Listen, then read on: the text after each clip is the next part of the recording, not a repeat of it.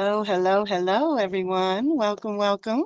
I'm Hey, so grateful for those who could be here live. All right, y'all. Happy equinox. I love that opening video. We have the right to the key of life. I'm going to add to that we have the right to balance. We have the right to tap into this season of balance. We get twice a year to tap into physical, literal balance. So let's not sleep on that and call it in on every level that you need. And so, where to begin? We're going to begin with the seasonal overview. Fall equinox is special. It is the 6 months out from your spring seeds of whatever you planted and got going. And to the extent that we're going to harvest, it is whatever has taken root, whatever's working, whatever you can build on going forward, that is what we want to tend to at this time. But there's some processing that goes on. Virgo time precedes Libra time. So hopefully you've had a chance to do some processing. And now we have to make some decisions about how we want to interact with others or the world, or how we want to just recalibrate balance within ourselves. That's what time it is. That's what the energy supports. You want to gather and harvest. So you assess what you've produced and accomplished. You evaluate and rectify. So we're going to look at how things have unfolded for 25. We are going to get into the planets and things. So there is a 20 and 30-year cycle. I just want you to have in the back of your mind, resetting at this time. And so evaluating this annual is important, but we have some tremendous closure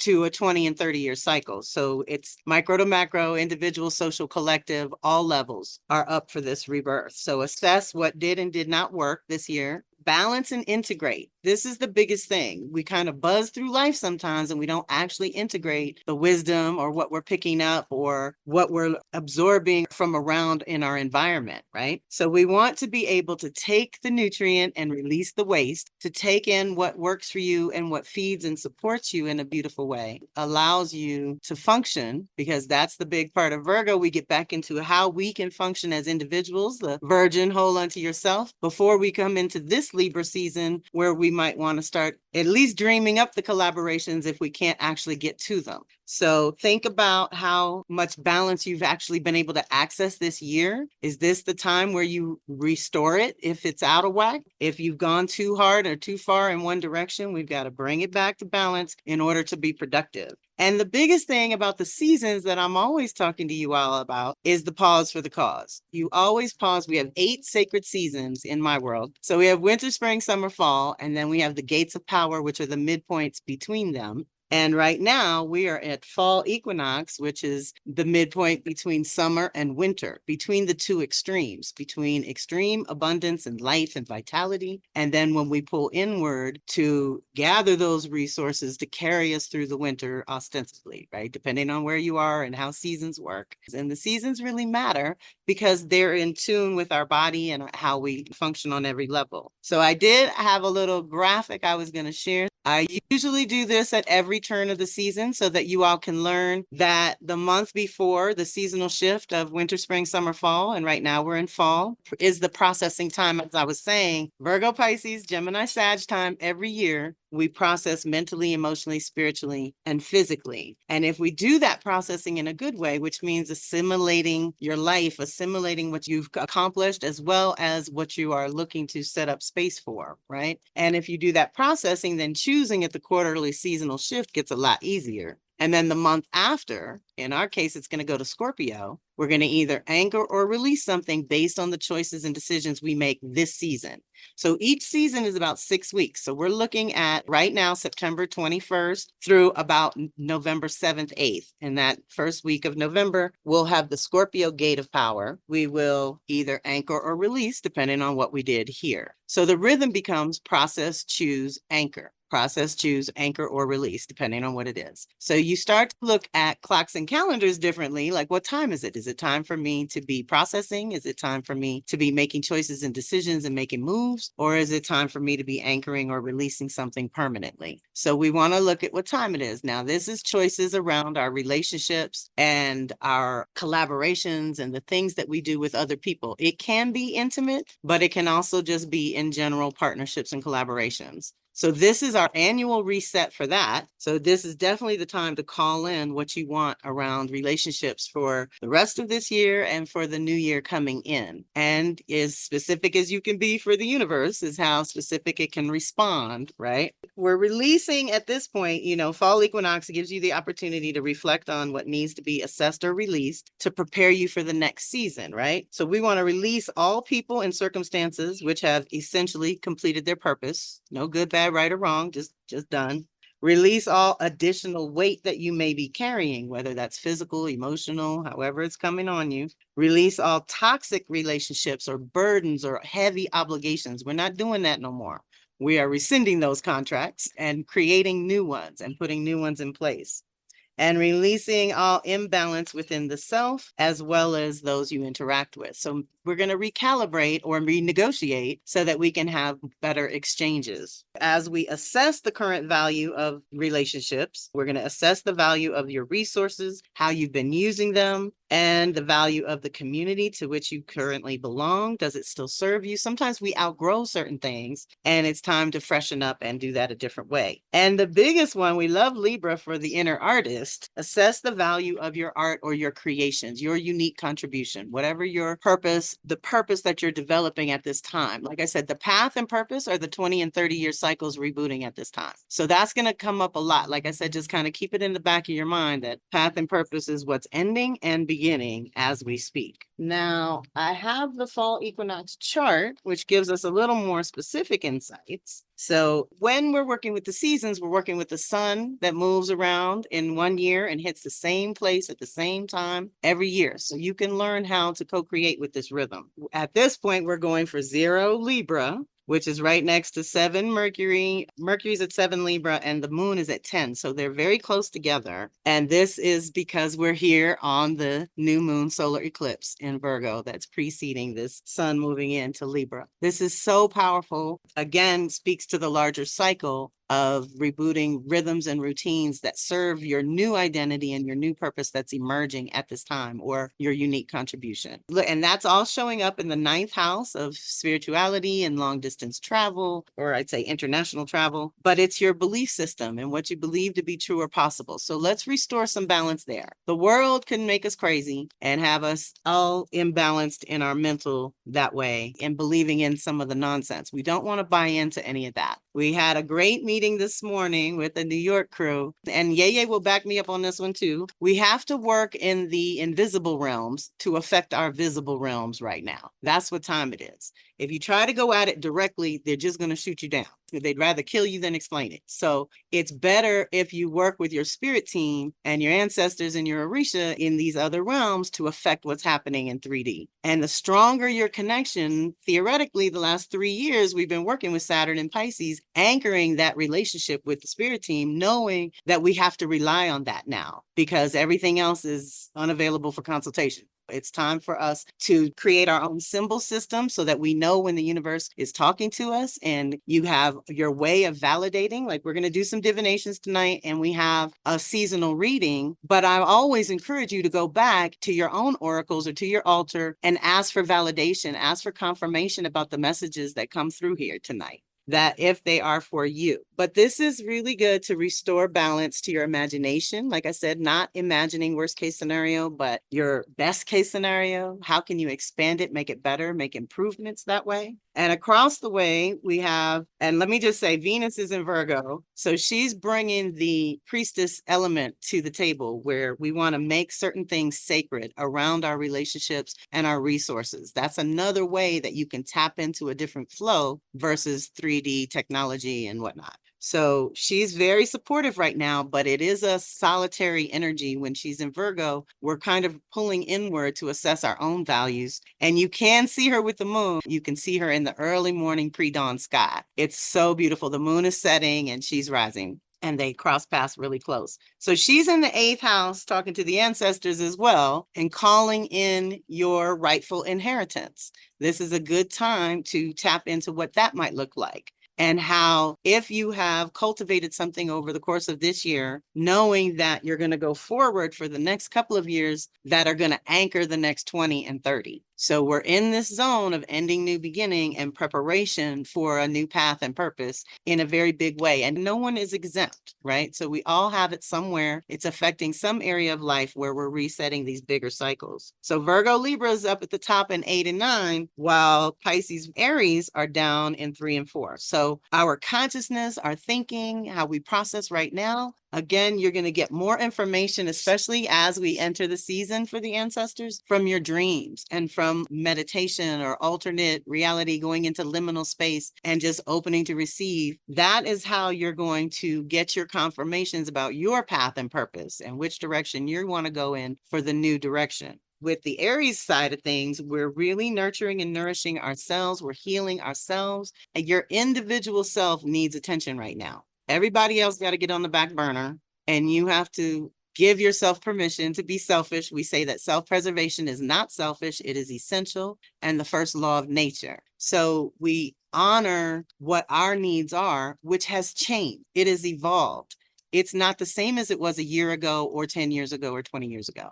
So acknowledging how you have to feed and nourish and support yourself at this time and protect yourself is getting a huge reset to the tune of 5 years alone with Sirius. Chiron's only there every 50 years and Neptune's only there every 165. So Neptune's bigger and more subtle and is going to carry a whole group of us along.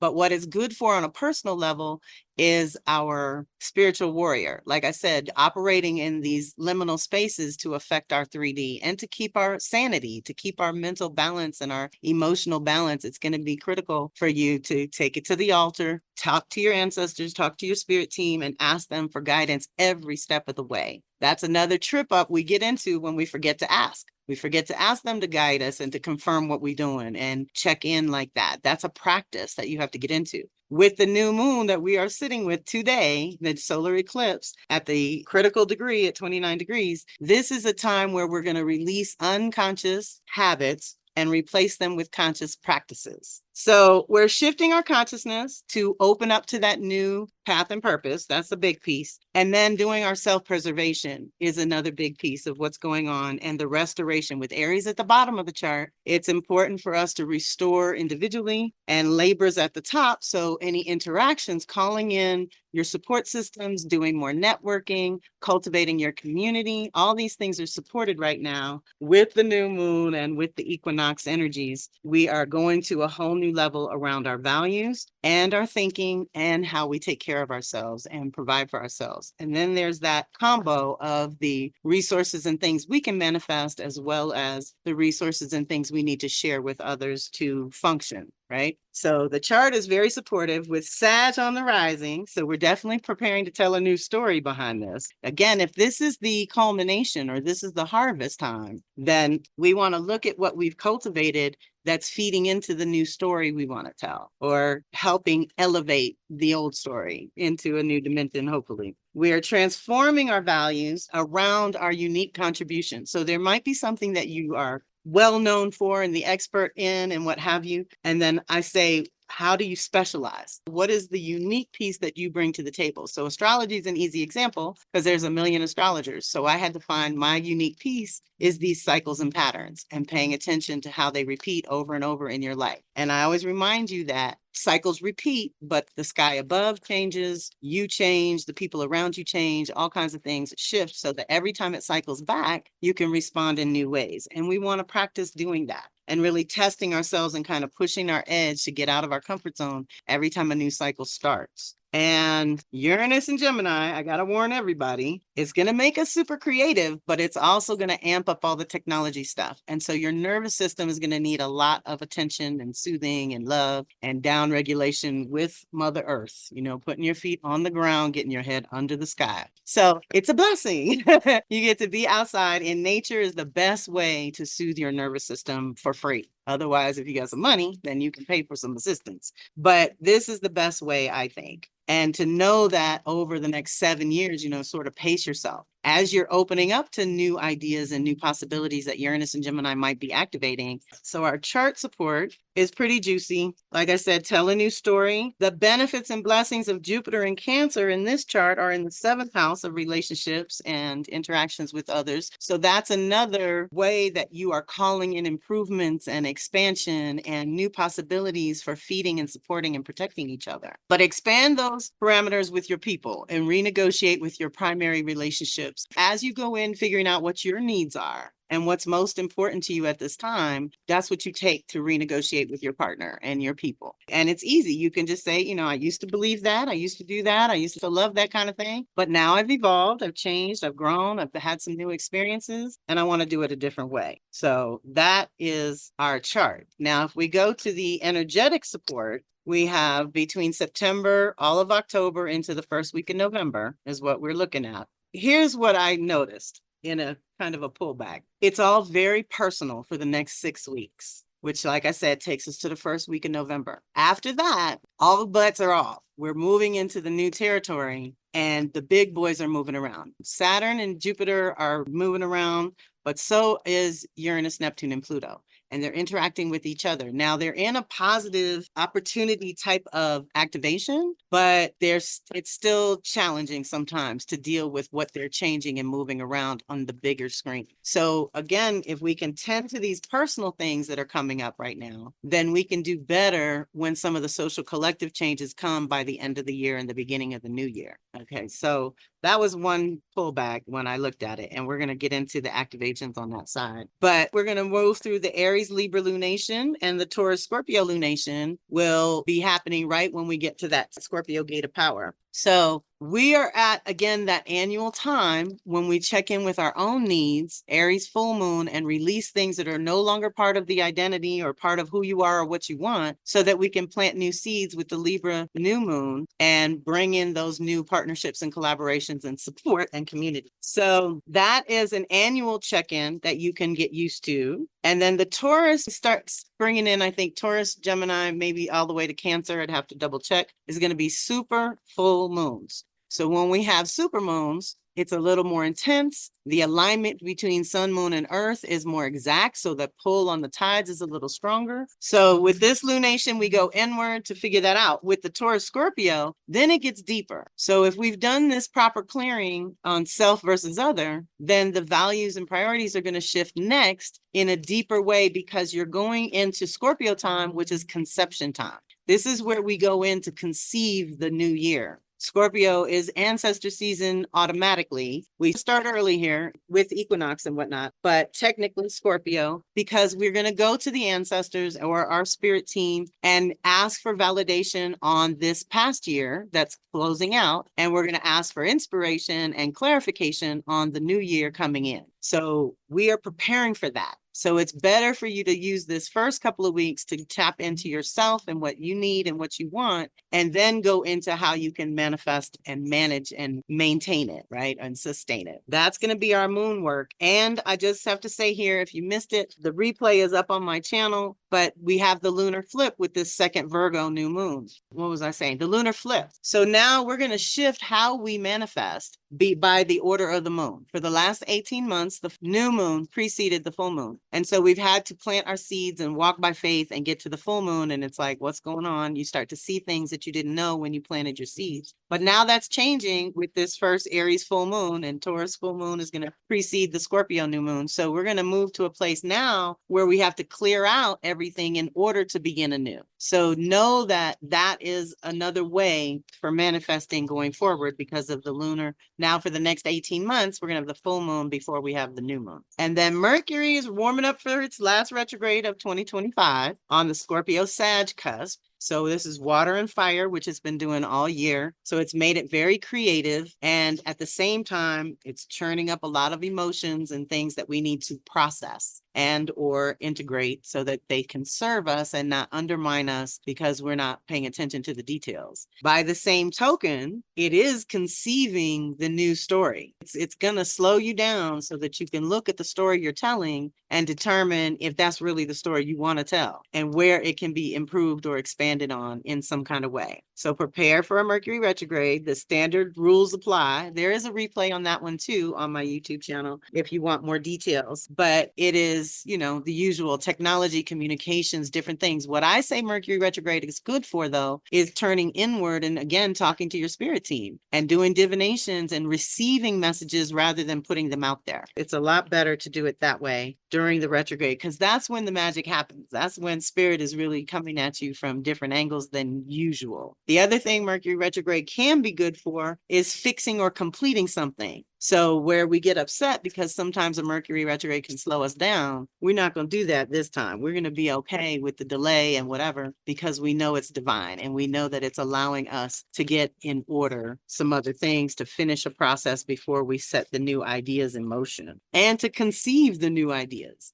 I'm redreaming a whole lot of things, y'all. I'm going to have some new offerings and new presentation going on very soon because of all this. The path and purpose has run its course. There's a lot of things associated with karmic tools that are having a birthday. There's lots of things with my career that are having its 20 and 30-year reboot. So I'm redreaming that too, my purpose. Every day's a new day, y'all. And Spirit's still working on me. And Mercury's got a retrograde yet. So I want to explore, and I encourage you to explore the ideas that are working, or maybe an old idea from 5 years ago that didn't work then might work now. So that's another way to do your review. So Mercury is going to help us conceive a new story and to tap into our power and psychic ability. So that's another part of something that you want to nurture over the next couple of months so that you can know what's really going on and not really buy into the appearances, because things are not what they seem. So you need to have a checks and balance system within you that says this is real or this is not, or this is for me or this is not.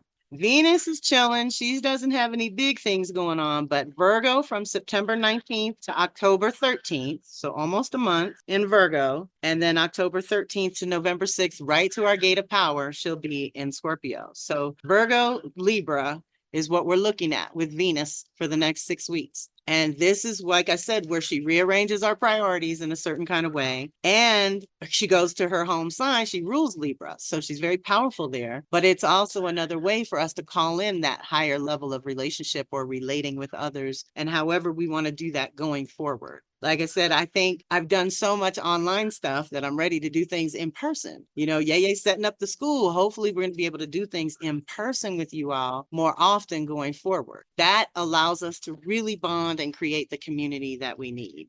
Now, so working on your values and priorities around your health and your exchanges with others is what's up for this season. And again, like I said, if we can properly prepare ourselves, then the bigger shifts in social collective, we'll be able to capitalize on that if we've taken care of ourselves and restored our own balance to a certain extent and restored our own strength and creativity. So that's very powerful. And when she does go through Libra, which is October to November, you improve, again, improving the presentation and how you present yourself or your ideas or your website or your books or whatever you're into. The presentation can get an upgrade that way as well. Mars, on the other hand, done with its process and moving through Scorpio for our whole season. And it hits Sag November 4th, right before the gate. So Mars and Scorpio is another reset back to original thought, original ideas, what you want in your heart and soul. This is deep Scorpio underworld, right? Where our soul chimes in. And Mars is who you are and what you want and how you make your choices and things. And so when we go back here, we're tapping into our power again. We're tapping into our clarity of how we can create or co-create our world any way we see fit. We know how to manipulate the elements, which is all we need to create in our world. To make you the magician, you just work those elements. And so when Mars is there, we get to go deeper to ask what the soul wants and how the soul wants to contribute at this time.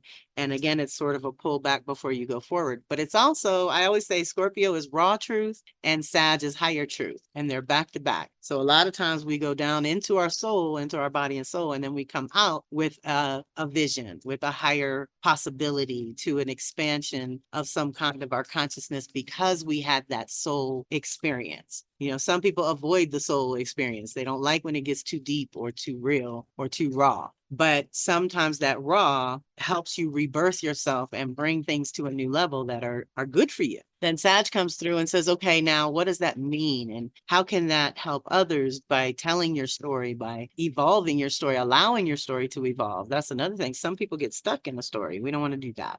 And then Jupiter in Cancer, we've touched on. This is a once in 12-year opportunity to, again, deepen your dedication to the ancestors, but also improve how you take care of yourself and how you nurture and feed yourself. How you feed your mind, your body, your spirit needs ongoing nourishment. It's kind of ongoing maintenance with this. It's never a one and done. It doesn't work that way. And we touched on Uranus and Gemini, waking everything up. Pluto in Aquarius is connecting us to a certain level of power and wealth that's pretty amazing, but it's also dissolving things in the collective in a big way as well. So we have to navigate sort of inner and outer. So wherever your early Aquarius parts of your chart, this is where the biggest transformation is happening and where you have a connection to power and your own next level, again, with rebirthing things at this higher level. But Pluto, all the outer planets are really subtle. And Neptune's in Aries and will come back to Pisces October 22nd.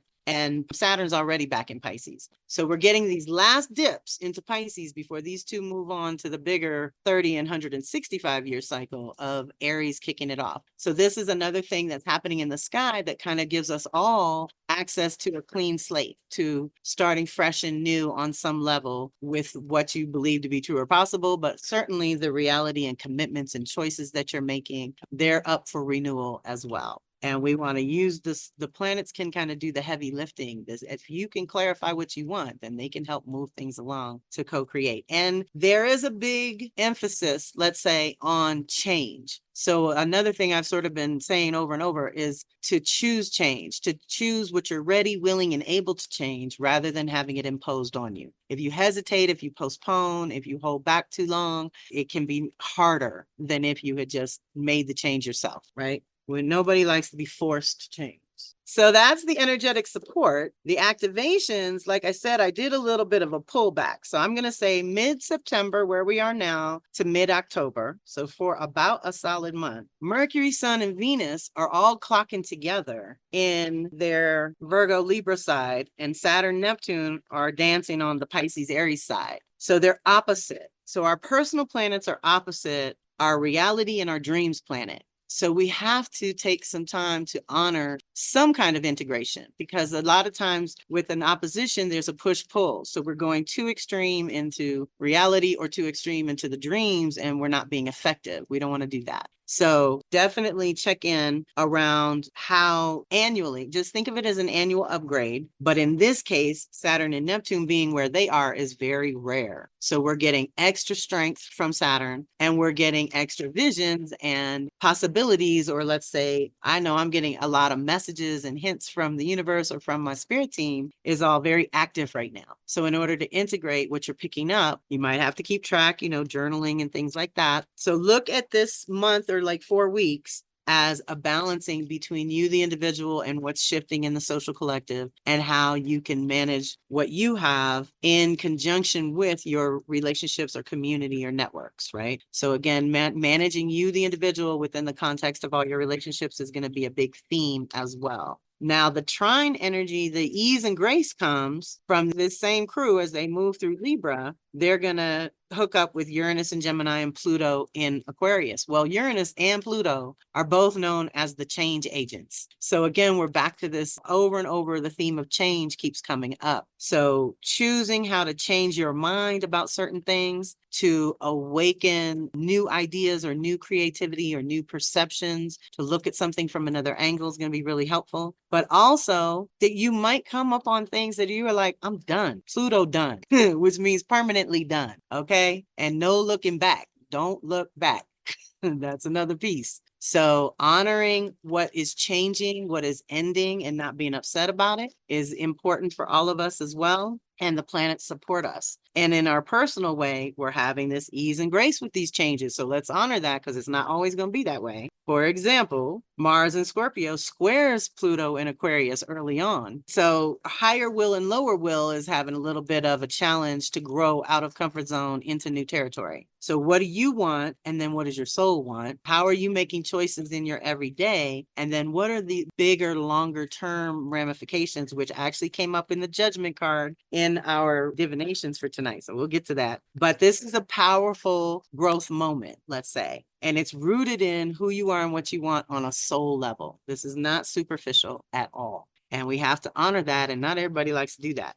This is Mars energy. So that's the other thing. The early part, mid-September to mid-October, is the Sun, Mercury, Venus. But Mars, our masculine, how we negotiate on our own behalf, get our ideas in the world, and hold good boundaries, is later October to early November as it hits Pluto. But then it has ease and grace with Jupiter in Cancer and Saturn and Neptune back in Pisces, all that water. So now we're going back into the water, y'all. We came out for a minute, a hot minute. We got some fire and got to dry off. And now we're jumping back in for the last swim in these Pisces waters. But Jupiter in Cancer, once in 12 years, for the once in 30 or once in 165 that Saturn and Neptune are in Pisces, is a big deal, because this too, Jupiter and Neptune, rule our belief systems and what we believe to be true or possible for ourselves. And all of that is getting an upgrade, let's say, and evolving and changing on some level. Now, as Mars hits Sag November 4th, Uranus is still in early Gemini. So we'll probably talk about this one on the Scorpio Gate of Power fire, and hopefully we can be outside with. But Mars in Scorpio is deep waters again, transformation, ultimate transformation, tuning into the spirit team even deeper, more, more clearly. Like as we go into ancestor season, as we go into winter season, those conversations are going to get richer,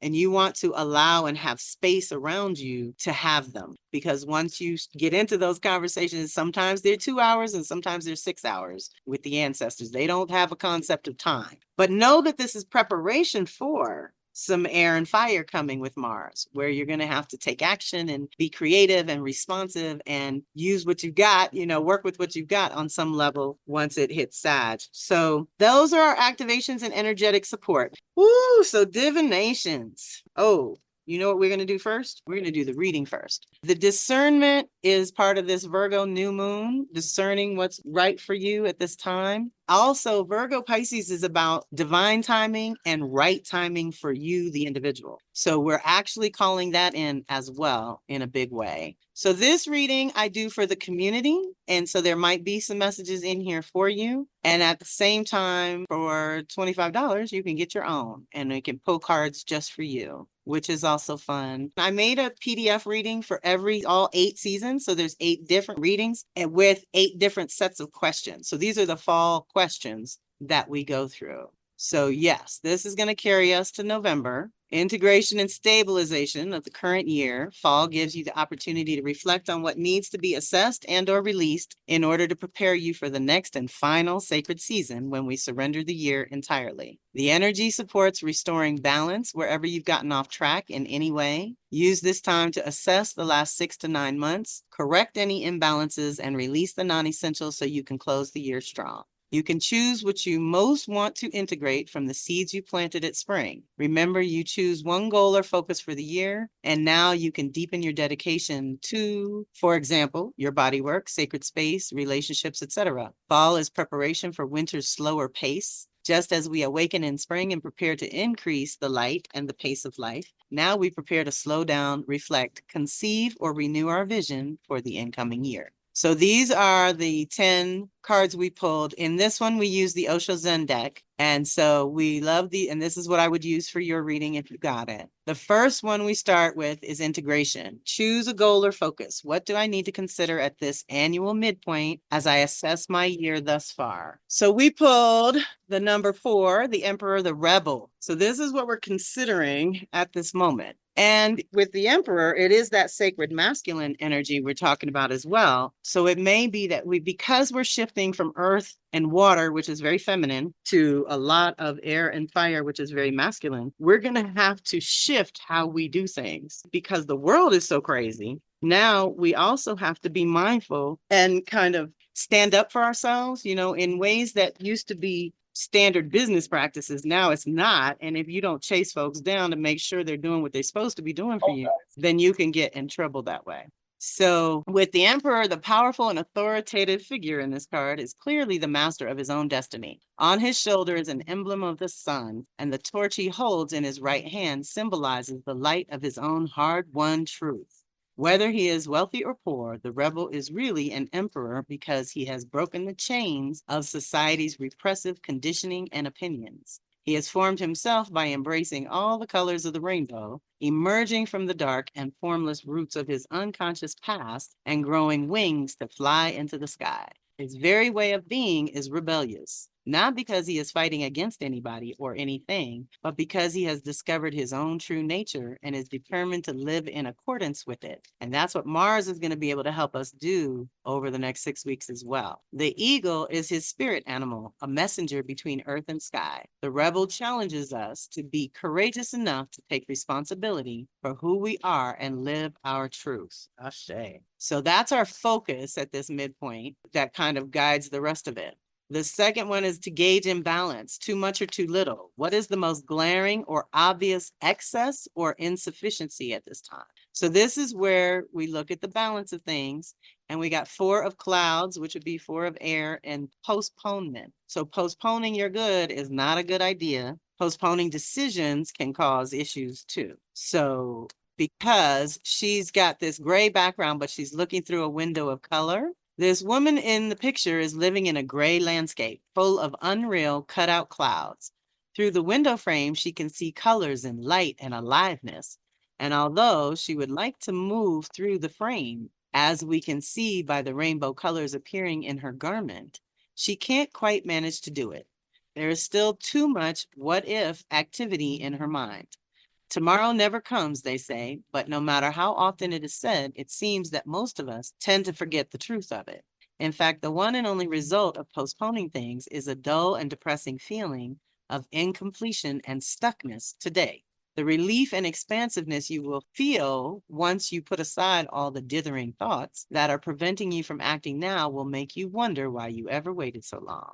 So when you're postponing things, that means something's out of balance. So let's look at that when you want to put things off. Let's not do that right now. It is better for us to be prepared because big changes are coming, and the stronger we can be and the more organized we can be in general, then the better we can respond at the time. Then commit, accept, and then take the next step. Now that I'm clear on any imbalances or distractions, what supports me as I recommit?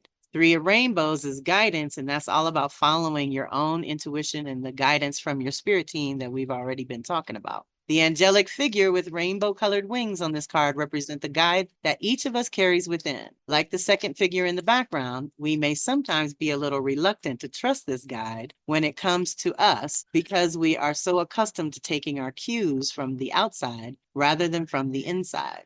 The truth of your own deepest being is trying to show you where to go right now. And when this card appears, it means that you can trust the inner guidance that you are being given. It speaks in whispers, and sometimes we can hesitate, not knowing if we have understood rightly. But the indications are clear. In following the inner guide, you will feel more whole, more integrated, as if you are moving outwards from the very center of your being. If you go with it, this beam of light will carry you exactly where you need to go. That's what I mean by we can trust our intuition and our instincts and our spirit team a lot better than what we can see out with our regular eyes. Then honoring your nature, masculine and feminine. How can you honor your true nature while fortifying your less dominant nature? So sometimes we favor one or the other. So it looks like we need to do a little bit of healing on whatever that is for you personally. And all of us can call in the balance. The King of Water is healing in this deck. It is a time when the deeply buried wounds of the past are coming to the surface, ready and available to be healed. The figure in this card is naked, vulnerable, open to the loving touch of existence. The aura around his body is full of light, and the quality of relaxation, caring, and love that surrounds him is dissolving his struggle and suffering. Deep breath. Lotuses of light appear on his physical body and around the subtle energy bodies that healers say surround each of us. In each of these subtle layers appears a healing crystal or pattern. When we are under the healing influence of the King of Water, we are no longer hiding from ourselves or others. In this attitude of openness and acceptance, we can be healed and help others also to be healthy and whole. So this is the other thing I recommend. Like I said, go to your own oracles and confirm, but sometimes I go to different oracles and pull these same cards to get a different kind of message. 5 is navigating multi-dimensions, how to make that easier for easier transitions. What do I need to have, know, or understand that will facilitate easier transitions? And I just laughed when I saw patience. It's always the answer. So there are times when the only thing to do is wait. The seed has been planted, the child is growing in the womb, the oyster is coating the grain of sand and making it into a pearl. This card reminds us that now is a time when all that is required is to be simply alert, patient, and waiting. The woman pictured here is in just such an attitude, contented with no trace of anxiety. She is simply waiting. Through all the phases of the moon passing overhead, she remains patient, so in tune with the rhythms of the moon that she has almost become one with it. So that's another thing we can do to ease transitions is pay attention to the moon or to the energies so that you're not pushing the river at the wrong time. She knows when it's time to be passive, letting nature take its course, but she is neither sleepy nor indifferent. She knows it is time to be ready for something momentous. It is a time full of mystery, like the hours just before the dawn. It is a time when the only thing to do is wait. And this PDF and our divinations PDF will be in the classroom with the replay, y'all. So if you want to come back to this later. The number 6 is practice, perfect a rhythm, assist the stabilization. What is strong within me that I simply need to reactivate and practice at this time? And we got creativity or the Empress, which is the divine feminine. So either way, we're working with the sacred masculine and sacred feminine to recalibrate the balance to make sure that we are giving and receiving and, input output is getting balanced and calibrated the right way. From the alchemy of the fire and water below to the divine light entering from above, the figure in this card is literally possessed by the creative force. Really, the experience of creativity is an entry into the mysterious. Technique, expertise, and knowledge are just tools. The key is to abandon oneself to the energy that fuels the birth of all things. This energy has no form or structure, yet all the forms and structures come out of it. Deep breath. This is why we said we want to work in the invisible realms to manifest in the visible realms. It makes no difference what particular form your creativity takes. It can be a painting or singing, planting a garden, or making a meal. The important thing is to be open to what wants to be expressed through you. Remember that we don't possess our creations. They do not belong to us. True creativity arises from a union with the divine, with the mystical and the unknowable. Then it is both a joy for the creator and a blessing to others. Ashe. So that's the other thing, like I said, as you're cultivating your new story, cultivating your unique contribution, going into some kind of specialty is going to be helpful as you move into the new year so that you can respond in new ways. Number 7 is be natural, anchor and own it. What have I completely mastered that totally supports me now and for the next 3 to 6 months? Now, this page of water, understanding, you see that the bird is caged, but the cage is open. This is deep because you've known all along, to some extent who you are and what you want. And we need to honor our knowing, to, again, trusting your instincts and intuition. The bird pictured on this card is looking out from what seems to be a cage.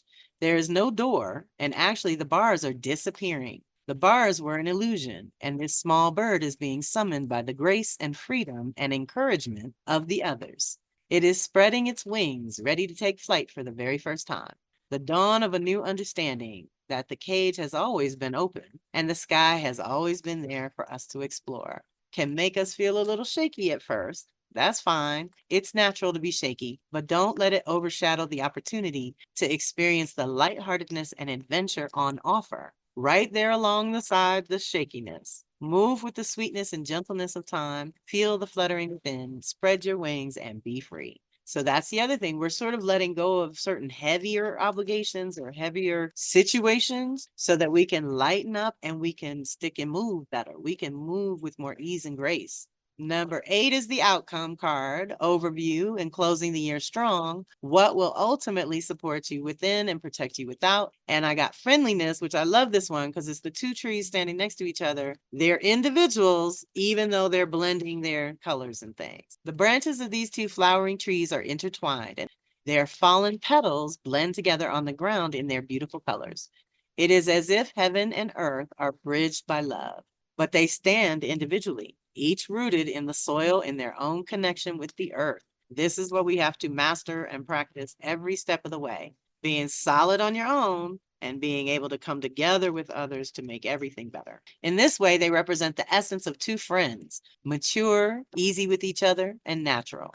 There is no urgency about their connection, no neediness, no desire to change the other into something else. This card indicates a readiness to enter this quality of friendliness. In the passage, you may notice that you are no longer interested in all kinds of dramas and romances that other people are engaged in. It is not a loss. It is the birth of a higher, more loving quality born of the fullness of experience. It is the birth of love that is truly unconditional without expectations or demands. Ashe. Now, above and below are just something extra I always do with my readings. Above meaning outer, external, worldly, others, public, and what will support you as you navigate the world or with other people in general. And below is the internal, inner, personal self, private side of things and how to navigate behind the scenes. So in the world, you can pick and choose and be very discerning and manage your boundaries. But participation is going to be the key because you're learning about this new energy and it helps to not do it in a vacuum or do it alone. Each figure in this mandala holds the left hand up in an attitude of receiving and the right hand down in an attitude of giving. The whole circle creates a tremendous energy field that takes on the shape of the double jore, the Tibetan symbol for the thunderbolt.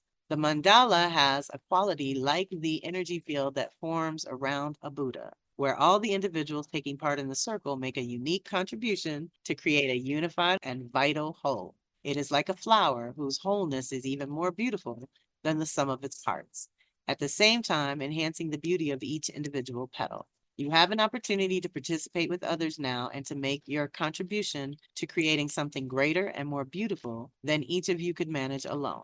Your participation will not only nourish you, but will also contribute something precious to the whole. Ashe. And then internally, we are the Fool. We are setting foot on a new path with a new purpose, with a new story. It's all new. So we've got to honor the Fool. Moment to moment and with every step, the Fool leaves the past behind. He carries nothing more than his purity, innocence, and trust, symbolized by the white rose in his hand. The pattern on his waistcoat contains the colors of all four elements of the tarot, indicating that he is in harmony with all that surrounds him. His intuition is functioning at its peak, and at this moment, the Fool has the support of the universe to make this jump into the unknown. Adventures await him in the river of life. This card indicates that if you trust your intuition right now, your feelings of the rightness of things cannot go wrong. This is what I meant earlier about discerning right timing for right actions for you. Your actions may appear foolish to others or even to yourself if you try to analyze them with the rational mind.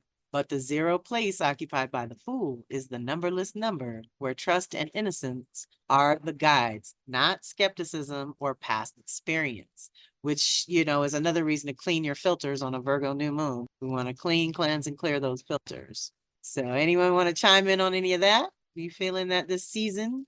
Again, you can circle back. The PDF will be in the classroom. Union with the divine and the mystical. Ashe. Zero. I love it. Yes. So that's our community reading. Now we have our other divinations, which I have these cards here. Now, our tarot that we use for our guidance. So we're using the Mythic Tarot by Juliet Sharman Burke and Liz Green. And I like this deck, and I use this one in my readings a lot because it combines mythology and psychology. So it's usually pretty resonant. Yes, the eclipse is definitely zapping all our energies. It's a lot. We're in a portal right now, so things don't really make a lot of sense.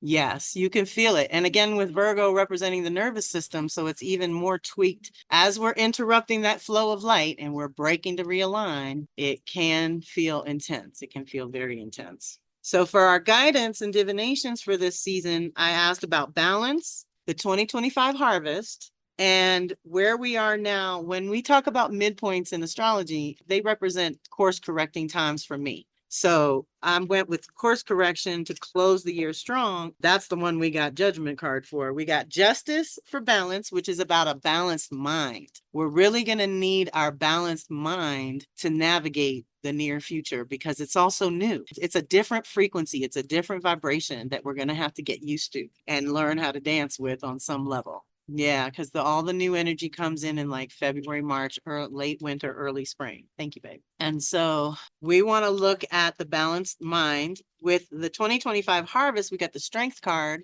which in this deck speaks to defining your identity and really getting connected to the truth of who you are and being able to stand on it. It's a new level of your personality. It's a maturity thing that you're gaining, this strength of knowing who you are on a deeper level. And our shadow to look for was the Four of Cups, which is about, it's water, so it's emotional and has a lot to do with love on some levels. But in general, that card for me always talks about how you can feel like spirit talks to you, you know, and that's, oh, this came up in something earlier, made me want to tell you this. The way that I teach that one is spirit and ego talking to you a certain way, right? Spirit only speaks once, and it usually whispers. It's not going to shout at you. But ego is like, you should do it. You should call him. You should go here. You should do this. You know, and it badgers you. So that's how you can tell whether it's ego or spirit talking to you. But when spirit is talking to you and you hear it and then you don't follow what you should,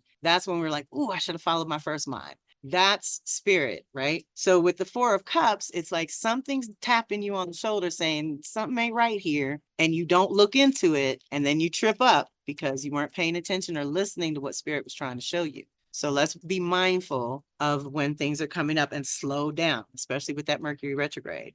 So for our first one about balance and the balanced mind, we got Justice, which is right next to Temperance, which is the balanced heart. So I say we need both, really.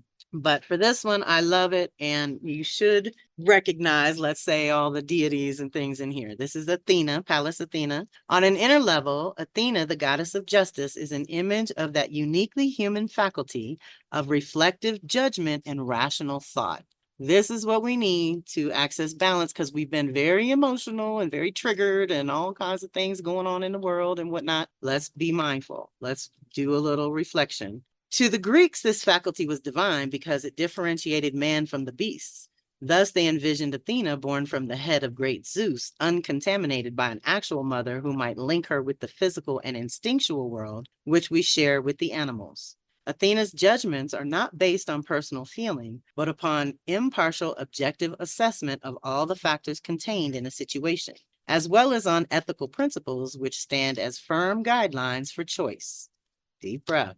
Athena's chastity may also be taken as a symbol of the intactness and purity of this reflective faculty, which is not influenced by personal desire. Her teaching of the civilizing arts also reflects the capacity of the mind to hold untamed nature in check and transform it through clarity and objective planning. Her willingness to battle for principles rather than passions springs from the mind's capacity to make choices based upon reflection while holding the instincts in control. The card of Justice is the first of the 4 cards in the major arcana, which are traditionally called the 4 moral lessons. These are Justice, Temperance, Strength, and the Hermit. We got 2 out of 4. All 4 of them are concerned with the development of those individual faculties necessary for us to function effectively in life. They all contribute to what psychology calls the formation of the ego, which means the sense of I am that each of us must have in order to experience a sense of self-worth and value in life, as well as to be able to cope with life's challenges from a stable and truly individual base. The Fool, having passed through the 2 great challenges of youth, which is erotic desire and aggression, now faces the necessity of building his character and developing faculties which will help him to deal with the great range of life's experiences. Thus, when the Fool meets Athena, goddess of justice, he must learn how to think clearly and how to cultivate the faculty of a balanced mind. He must learn to weigh one thing against another, something he could not yet do in the card of the Lovers, because now he has to come to an impartial judgment, right? Can't do that when you're all in love. Justice is not possible unless we respect fairness and truth as impartial ethical principles rather than as nice behavior, which we adopt because we want to be liked by others. Athena raises us above nature and represents our striving toward a perfection conceived by the human mind and spirit. On a divine level, the Justice card suggests the need for balanced thought and impartial decision-making. But like Athena's sword, the card can be double-edged. There are spheres of life where Athena's cool reflection is too chilly, too idealistic, and too destructive to the warmth of personal relationship. Her sword can cut the heart with general truths which are inappropriate for a particular situation. Thus, Justice is an ambivalent figure, and the Fool must develop what Athena represents, but he cannot stay forever in her pure temple and must pass on to the next moral lesson, which is temperance and the balanced heart. So we want to feel what's right for us.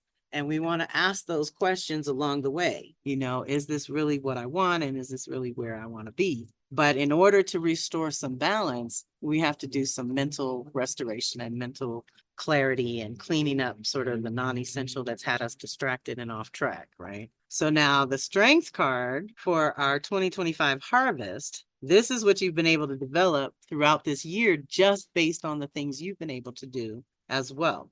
On an inner level, Hercules battling the lion is an image of the problem of containing the powerful and savage beast within us while still preserving those animal qualities which are creative and vital. The lion is a special kind of beast and reflects a different aspect of the human psyche than do the willful horses in the card of the chariot. The lion in myth has always been associated with royalty, even when it is at its most destructive. This king of beasts is an image of the infantile, savage, and totally egocentric beginnings of a unique individuality, which is what we are calling forward. Thus, the lion is not wholly evil, but possesses a magical skin which can offer invincibility. This invincibility is connected with the sense of inner permanence, which comes from a solid sense of I am. When we wear the skin of the lion, which we have conquered, the opinions of others, the great they, who strike such fear into the hearts of the timid, mean very little, for we are armored in our own indestructible sense of identity.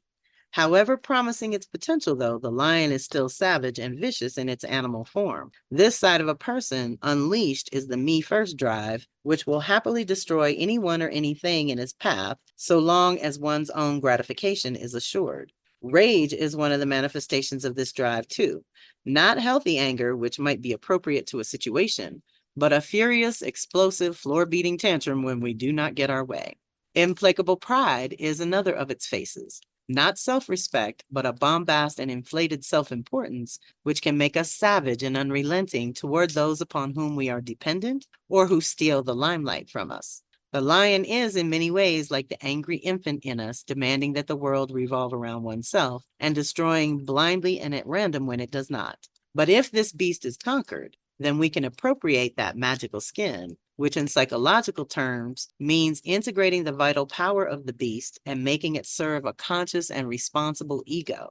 Thus, Hercules' conquest of the lion is not truly a killing, but a kind of transformation so that the strength and determination of the animal are expressed by a human and not a beast. Herein lies the ambivalence of the strength card. For Hercules could simply, easily destroy the beast without any benefit accruing from the slaughter. This is the negative face of Hercules within us, the kind of strength which represents all instinct without any transformation, leaving behind a strong shell within which lives a soul without passion, without anger, and without a true identity. On a divine level, the strength card implies a situation where a collision with the lion within is inevitable, and where a creative handling of one's own rage and senseless pride is desirable. Courage, strength, and self-discipline are necessary to battle with the situation. So this is our harvest. Courage, strength, and self-discipline. Sometimes our harvest is tangible, sometimes it's intangible. Through such an experience, we can come in contact with the beast, but also with that part of us, which is Hercules, the hero who can subdue it.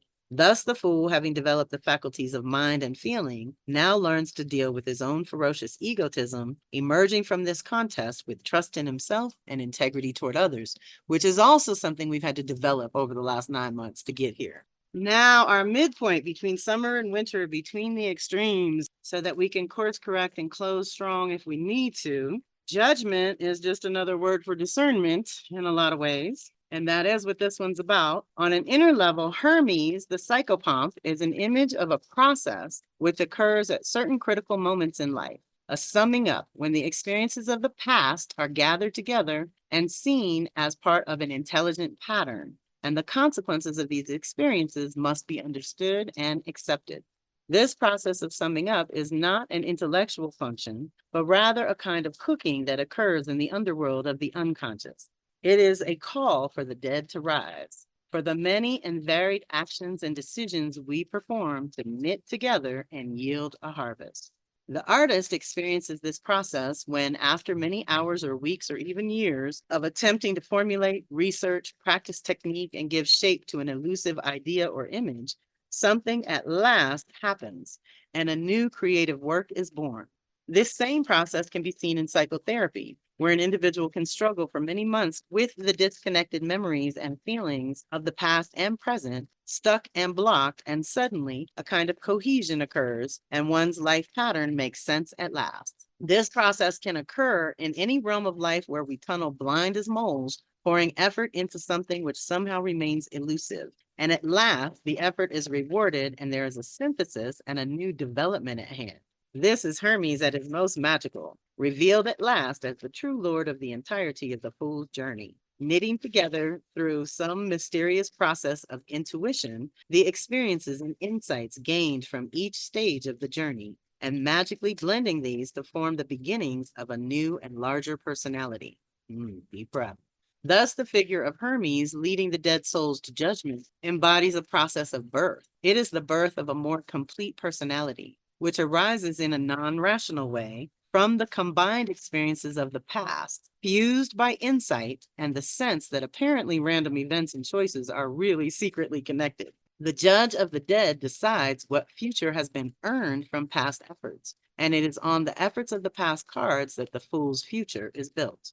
The card of judgment symbolizes the reward for efforts made, although the judge is usually inside of us, not outside in the world. We pay also for our sins of unconsciousness and reap the harvest of refusing to take up responsibility for our own choices at each stage of the journey. Judgment is an image, not just of a new beginning, but a beginning which emerges out of the past. Okay, so we've had the past 20 and 30 years to get to this point to set something in motion that can support us for the next 20 to 30 years. In Eastern philosophy, this is called karma. Each person sows seed in his own field and ultimately must reap the harvest, which springs from his own sowing. Although Hermes is often portrayed as a cheat and a liar, here as psychopomp, he does not permit the soul to lie. Everything must be accounted for, and the fool meets at last the consequences of all his choices in life. Deep breath. On a divine level, the judgment card suggests a time when rewards for past efforts appear. This is the period of summing up, of a realization of what we have been doing and where we ourselves have created the future which now awaits us. It is an ambiguous card, for it can also imply a disturbing confrontation with all our own evasions and self-betrayals. The reward is not always a pleasant one.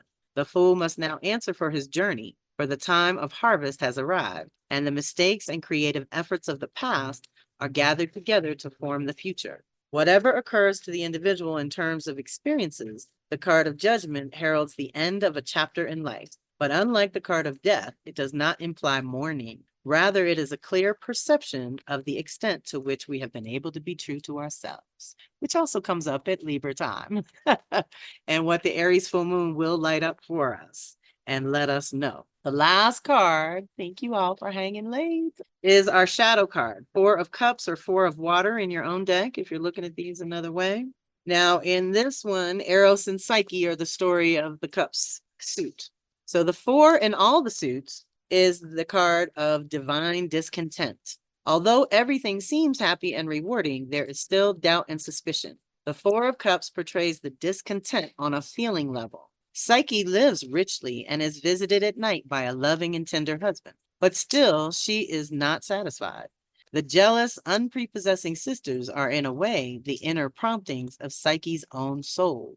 For although they are spiteful and negative and cause her to doubt, nevertheless, they probe at a real problem, Psyche's blindness and ignorance of who and what her partner truly is.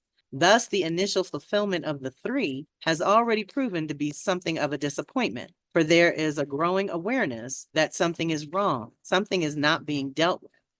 Each of us has these ugly sisters within us, a kind of shadow side to the personality, which means ill, yet ultimately yields good, because it forces us to explore more deeply and demand more honesty in our emotional dealings with others.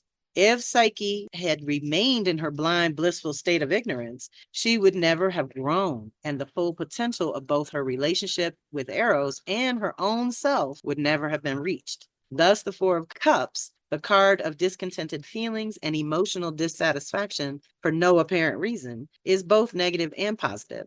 It portrays all our mean and petty suspicions and doubts of another, the fire's popping, and this forms the seed of all betrayals. Yet it also portrays a mysterious, intelligent force at work within the individual, which somehow knows there is further to travel. On a divine level, the Four of Cups suggests a time of dissatisfaction, boredom, and depression within a relationship. So either by yourself or in a relationship. This is the shadow we need to be mindful of for the next 6 weeks. Boredom, depression, and dissatisfaction that seems to not be rooted anywhere. That's another thing. There's a feeling of being let down or cheated, although the one who does the cheating is usually oneself because of one's unreal expectations.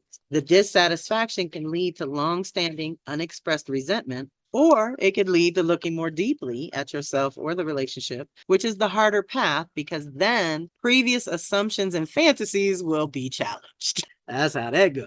But just watch your sensitivity and what you're picking up and ask the question, is it real? Is it you or someone else? Do your discernment questions to figure that out as best you can. That is the conclusion of my official presentation. I know that was a lot, but we always have fun with cards. That's the Mythic Tarot because it combines mythology and psychology.